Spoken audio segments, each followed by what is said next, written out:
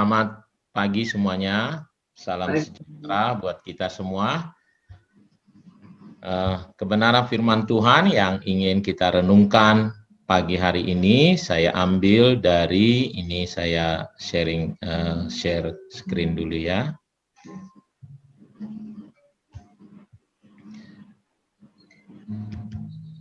Ya, saya ambil dari Ibrani 8 ayat 7 sampai 13, tapi saya akan baca sampai ayat yang ke-10 saja ya.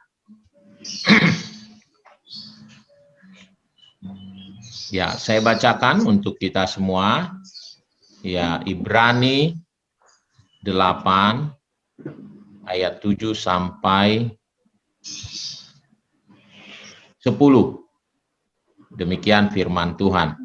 Sebab sekiranya perjanjian yang pertama itu tidak bercacat, tidak akan dicari lagi tempat untuk yang kedua. Sebab ia menegur mereka ketika ia berkata, sesungguhnya akan datang waktunya. Demikianlah firman Tuhan.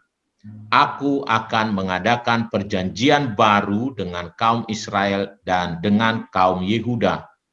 Bukan seperti perjanjian yang telah kuadakan dengan nenek moyang mereka pada waktu aku memegang tangan mereka untuk membawa mereka keluar dari tanah Mesir.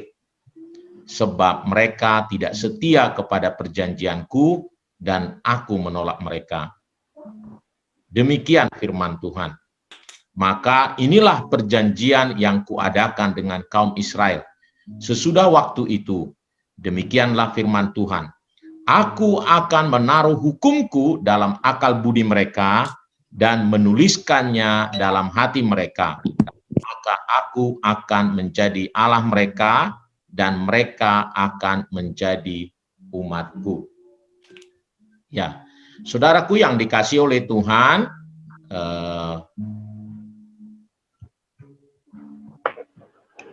tema renungan kita hari ini adalah berdoa dengan perjanjian yang baru ya. Nah, tadi yang kita baca itu oleh penulis kitab Ibrani diambil sebenarnya dari kitab Yeremia ya. Jadi sudah dinubuatkan di dalam kitab Yeremia bahwa Tuhan mau memperbaharui perjanjiannya menjadi yang dikenal dengan perjanjian baru. Ya, jangan salah mengira, banyak anak Tuhan mengira kalau disebut perjanjian baru, maka fokusnya dia adalah kitab perjanjian baru. Betul, kitab-kitab perjanjian baru itu yang 27 kitab berisi perjanjian yang baru. Tetapi sesungguhnya perjanjian yang baru itu berbicara mengenai, ada 3 poin besar di sana. Satu adalah berbicara tentang kasih, bukan lagi aturan. Yang kedua, berbicara tentang kesungguhan dan pengorbanan. Ya, dan Yesus menjadi korban ya bagi kita supaya kita bisa diselamatkan. Dan yang ketiga, kesungguhan tadi yang Tuhan mau kita menjadi orang yang sungguh-sungguh, bukan hitung-hitungan. Ya. Dan yang ketiga adalah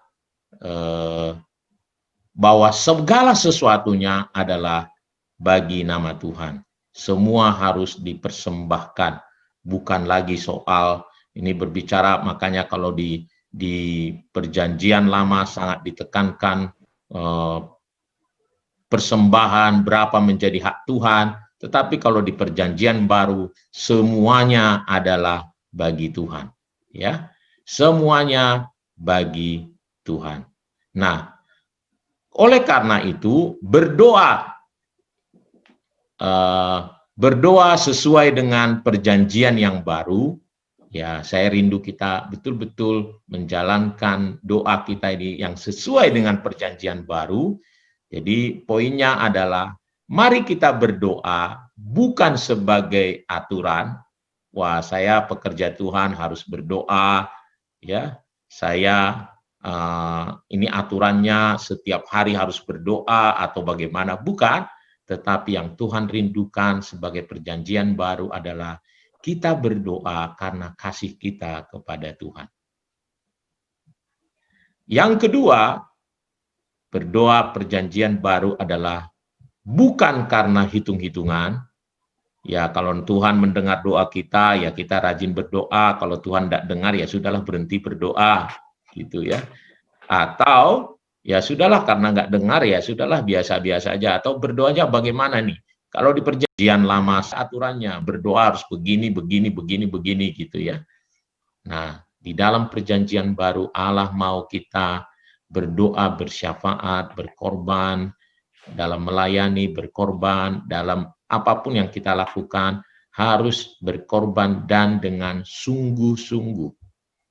Mari kita berdoa, ya merelakan waktu kita, merelakan kepentingan-kepentingan kita untuk jadi kepentingan orang lain, berdoa untuk orang lain, bersyafaat untuk orang-orang di sekitar kita, berdoa untuk kota kita, bangsa kita, dan bahkan harus dengan sungguh-sungguh.